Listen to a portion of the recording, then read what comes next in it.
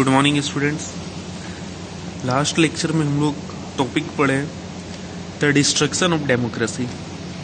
तो ये देखें कि हिटलर किस तरह डेमोक्रेसी का एंड किया, ठीक है, और डिक्टेटरशिप में आया। तो इसमें सबसे इम्पोर्टेंट कौन सा एक्ट पढ़े थे? इनेबलिंग एक्ट, ठीक है, इनेबलिंग एक्ट। उसके बाद कंसंट्रेशन कैंप के बाद फिर कुछ additional non constitutional security forces को क्रिएट किया गया। ये सब चीज़ हम लोग देखें। तो डिस्ट्रक्शन ऑफ डेमोक्रेसी पिछले लेक्चर में अच्छी तरह हम लोग कवर कर चुके हैं। एंड नाउ अब रिकंस्ट्रक्शन करना है। रिकंस्ट्रक्शन किस चीज़ का? इकोनॉमी का, क्योंकि हिटलर का राइज होने से पहले सोशल, पॉलिटिकल, इकोनॉमिकल, है ना, सारा ये सब प्रॉब्लम चल रहा था, इशू चल रहा था ये सारे स्फेयर में। तो अब ये रिकंस्ट्रक्ट कर रहा है उसे, ठीक है। तो इस रिकंस्ट्रक्शन में इकोनॉमी इसका किस तरह रिकंस्ट्रक्ट किया वो हम लोग देखते हैं। चलो ध्यान से पढ़ना। Hitler assigned the responsibility of economic recovery to the economist Hjalmar Schacht, who aimed at full production and full employment through a state-funded work creation program। ठीक है, ये क्या किया कि रिस्पॉन्सिबिलिटी किसे इंश्योर किया? रिस्पॉन्सिबिलिटी जो है इकोनॉमिस्ट हजलमर को किया, ठीक है। और किस पॉइंट पे फोकस करना था? फुल प्रोडक्शन पूरा होना चाहिए, ठीक है, और फुल एम्प्लॉयमेंट, और एम्प्लॉयमेंट भी फुल रहना चाहिए, ठीक है। तो ये कैसे पॉसिबल होगा? क्योंकि जब हम लोग देख रहे थे सीन फर्स्ट वर्ल्ड वॉर के बाद, तो इकोनॉमी काफी टूट चुका था, है ना। ग्रेट डिप्रेशन वगैरह भी इफेक्ट किया था, तो इससे टूट चुका था। तो ये जो रिकंस्ट्रक्शन है, फंड कहाँ से आएगा? स्टेट फंड, मतलब गवर्नमेंट फंड करेगी सारी चीज को, है ना। State funded group creation programme, इस तरह से ये रिकंस्ट्रक्शन का काम करेगी, ठीक है।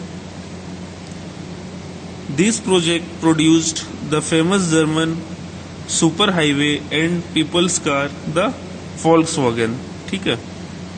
काफी एक इंटरेस्टिंग बात देखो कि एक कार का कंपनी है वोल्क्सवैगन, ठीक है, इंडिया में भी है वोल्क्सवैगन। ये जर्मन ओरिजिन कंपनी है, ठीक है। जर्मनी में जब रिकंस्ट्रक्शन का काम हो रहा था इकोनॉमिक का, उस समय इस कंपनी का एस्टेब्लिशमेंट किया गया था, ठीक है, वोल्क्सवैगन। चलो आगे देखो। In foreign policy also Hitler acquired quick success.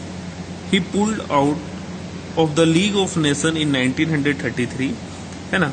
ये pulled out League of Nation in 1933, reoccupied the Rhineland in 1936 and integrated Austria and Germany in 1938 under the slogan "One People, One Empire and One Leader"। तो हम लोग यहाँ पर क्या देखें? एक बहुत बड़ा अचीवमेंट था ये हिटलर के लिए, ठीक है।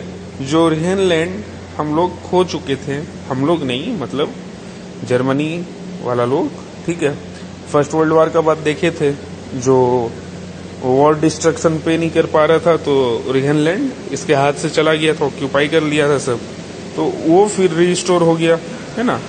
And integrated Austria and Germany in 1938, Austria और जर्मनी का इंटीग्रेट कर दिया, है ना, अंडर द स्लोगन, एक स्लोगन के अंडर। वो स्लोगन क्या था? One people, one empire and one leader, ठीक है। He then went on to wrest German-speaking Sudetenland from Czechoslovakia and gobbled up the entire country, ठीक है। ये क्या हुआ? ये कहाँ किया? wrest Germany speaking स्टूडेंटलैंड गया, ठीक है, कहाँ से? चेकोस्लोवाकिया से, and gobbled up the entire country. In all of these, he had the unspoken support of England, which had considered the Versailles verdict too harsh. और ये सारे चीज में इंग्लैंड का पूरा सपोर्ट था इसके पास, क्योंकि इंग्लैंड का ये मानना था कि जो वर्साइलिस ट्रीटी हुआ था, वर्साइलिस वर्डिक्ट, वो काफी हार्श था, मतलब एक सिंपैथी था इसके साथ, ठीक है। These quick success at home abroad seem to reverse the destiny of the country। और ये इतना जो सारा सक्सेस मिलता गया, ठीक है, फॉरेन पॉलिसी में हिटलर को, इससे क्या हुआ कि जो वो अपना इशू बनाया था, ठीक है, कि हम लोग जर्मन पावर को रिस्टोर करेंगे वगैरह वगैरह, है ना, तो उसके ओर सक्सेस दिख रहा था। Now, Hitler did not stop here.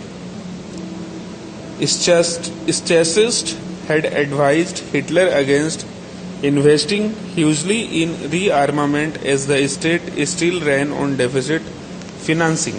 ठीक है, स्टैटिस्ट जो था वो एडवाइस किया हिटलर को कि भाई आप जो है काफी हथियार खरीदने में पैसा लगाइए, ठीक है, जो कि उस समय भी जो फिनांस चल रहा था स्टेट का वो डेफिसिट में ही चल रहा था, कम में ही चल रहा था, ठीक है। Cautious people however had no place in Nazi Germany. ठीक है, काउसियस पीपल जो थे, जो भी लोग इस तरह के लोग, उनका नाजी पार्टी में कोई जगह नहीं था। Schastatt had to leave. Hitler chose war as the way out of the approaching economic crisis. फिर हिटलर क्या किया कि वॉर का रास्ता चुना इस इकोनॉमिक क्राइसिस से बाहर आने के लिए। Resources were to be accumulated through expansion of territory. ये क्या अपना पॉइंट ऑफ व्यू बनाया, कंसेप्ट बनाया कि हमारे पास जो रिसोर्स होगा वो एक्सपेंशनिस्ट पॉलिसी के थ्रू होगा। मतलब कि पहले हिस्ट्री में नहीं देखते थे, मेडाइवल हिस्ट्री में, ठीक है, कि एंशिएंट मतलब एंटायर हिस्ट्री में कि एक साम्राज्य दूसरे साम्राज्य पे अपना कब्जा किया, वॉर करके जीता उस साम्राज्य को, और उसके बाद उस साम्राज्य का सारा रिसोर्सेस उसके कंट्रोल में, ठीक है। तो ये कुछ उसी तरह का प्रोग्राम बना रहा था। इन सितंबर 1939 जर्मनी इन्वेडेड पोलैंड। जर्मनी किसको इन्वेड किया? पोलैंड को, ठीक है, पोलैंड को। This started a war with France and England. और ये क्या हुआ? फ्रांस और इंग्लैंड के साथ वॉर स्टार्ट हो गया, ठीक है। इन सितंबर 1940 a three-party pact was signed between Germany, Italy and Japan, strengthening Hitler's claim to international power। ठीक है, और फिर क्या हुआ कि ये जो एक्सपेंशनिस्ट पॉलिसी अपनाया, तो अपना एक्सपेंशन कर रहा था, ठीक है। तो इस बीच में फ्रांस और इंग्लैंड से वॉर हो गया, और सितंबर 1940 में, ठीक है, सितंबर 1940 में ट्रीपार्टीट पैक्ट हुआ। ट्रीपार्टीट पैक्ट, ट्रीपार्टीट मतलब तीन लोग, ठीक है। ट्रीपार्टी पैक्ट हुआ किसके किसके बीच? Germany, Italy, Japan. क्यों? Strengthening Hitler claim to international power, कि हिटलर इंटरनेशनल पावर क्लेम कर रहा है, तो ऐसा नहीं है, ठीक है, हम लोग अपना ग्रुप बनाते हैं ट्रीपार्टी का, ठीक है। Puppet regimes supportive of Nazi Germany were installed in a large part of Europe। अब क्या हुआ कि यूरोप में एक्सपेंशन ही अपना स्टार्ट कर दिया हिटलर। अब जो भी जगह जीतता था वहां पर अपना एक पपेट किंग या पपेट को बैठा देता था। पपेट मतलब इसका कठपुतली है ना, कहने का सिर्फ वो वहां पे बैठा हुआ, लेकिन कंट्रोल कौन कर रहा? पीछे से हिटलर कर रहा। By the end of 1940 Hitler was at the pinnacle of his power. 1940 का अंत तक हिटलर जो था अपना पिनेकल पे था, ठीक है, पावर के टर्म में।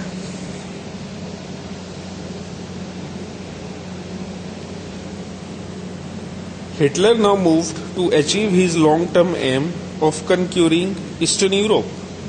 अब इसका जो एक लंबा एम था, ठीक है, बहुत पहले का एम भी, कि क्या हम लोगों को ईस्टर्न यूरोप को जीतना है, तो अपना एम की ओर बढ़ा, ईस्टर्न यूरोप की ओर.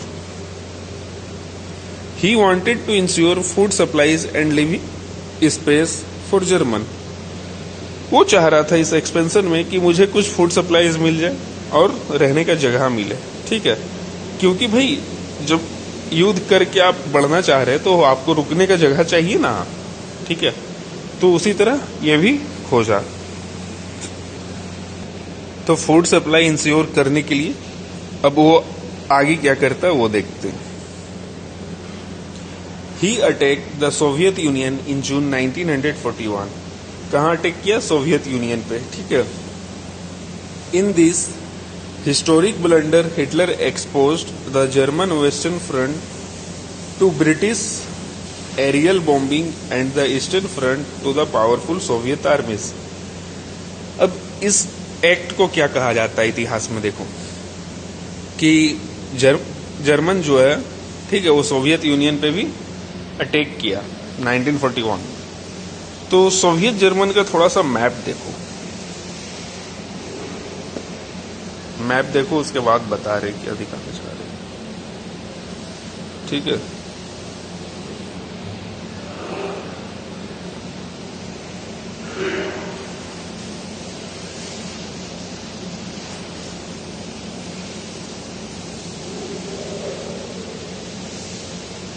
ये देखो, ये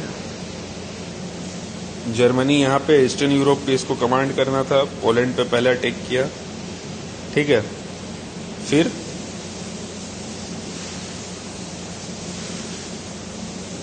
फ्रांस और इंग्लैंड पे, और उसके बाद फिर union of Soviet socialist Republic USSR, ठीक है. तो अब यहां पे देखो क्या लिखा हुआ,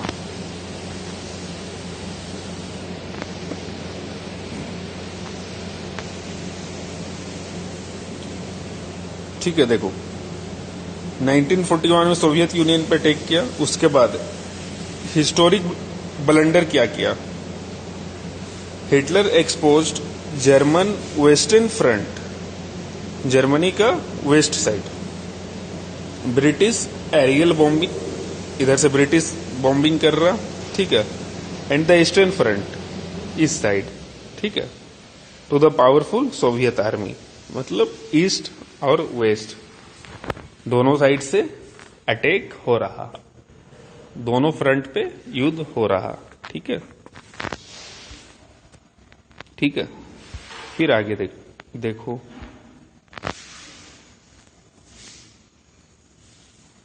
The Soviet Red Army inflicted a crushing and humiliating defeat on the Germany at Stalingrad.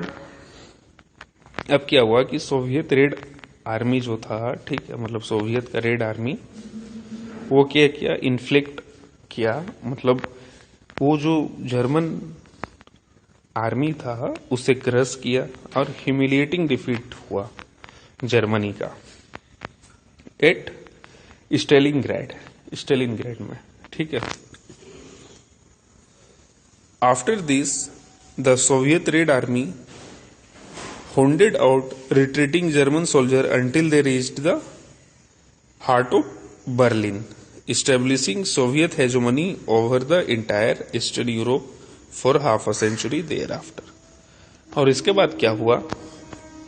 Expansion का व्यू था हिटलर का, लेकिन एक्सपेंड कर गया जर्मनी ईस्टर्न यूरोप में, ठीक है, जर्मनी, और अपना वहां पर ये हेजेमनी बना लिया, अपना पकड़ बना लिया, ठीक है. और कम से कम वो ईस्टर्न यूरोप में हाफ सेंचुरी तक अपना उसके बाद वहां पकड़ बना के रखा, हेजेमनी, अपना रुतबा, ठीक है.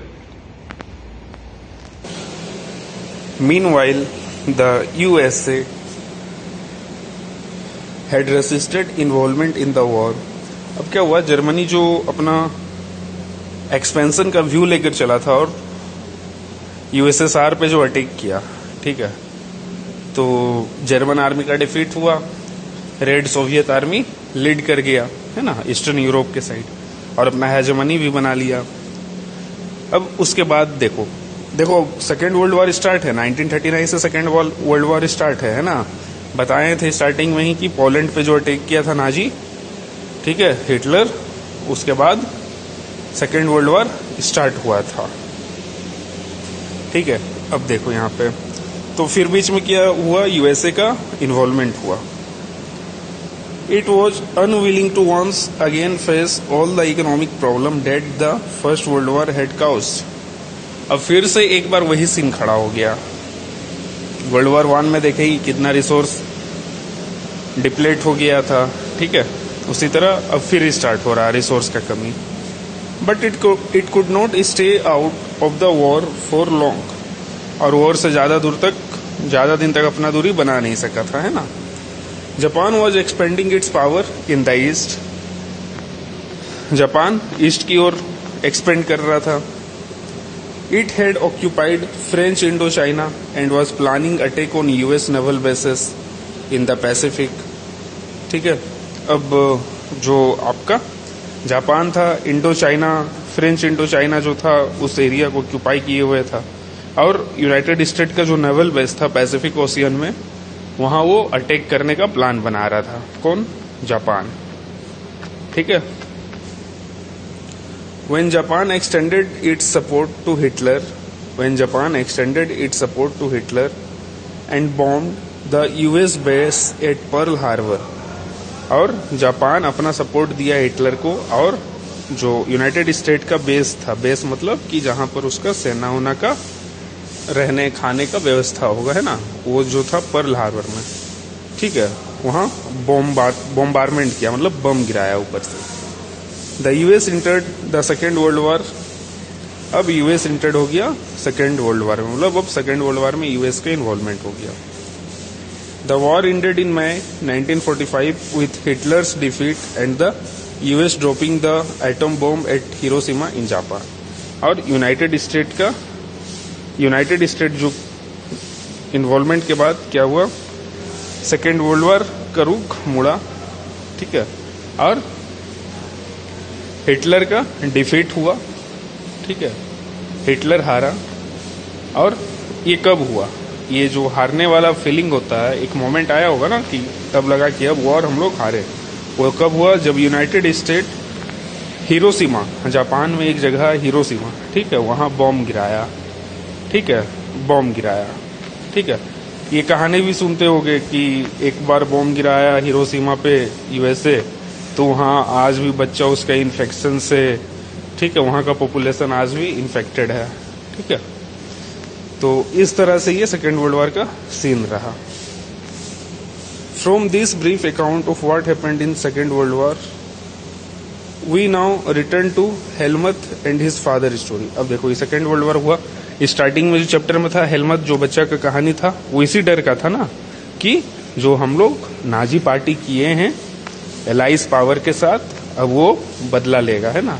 तो अब देखो नाजी पार्टी हारा, है ना, एलाइज के हाथ है, तो अब देखो क्या होगा। A story of Nazi criminality during the war. अब नाजी क्या क्या क्राइम किया था ड्यूरिंग वॉर, वो देखना है। तो एक सेक्शन और आज कंप्लीट। अब ये जो नेक्स्ट सेक्शन है द नाजी वर्ल्ड व्यू, ये हम लोग नेक्स्ट लेक्चर में कंप्लीट करेंगे, और फिर आगे और भी बहुत कुछ जानेंगे, है ना। तब तक इसे जितना पढ़ा चुके हैं उसको फिर से रीड करो, इंपॉर्टेंट पॉइंट्स का नोट बनाओ, याद करो, ठीक है। Take care, goodbye, bye.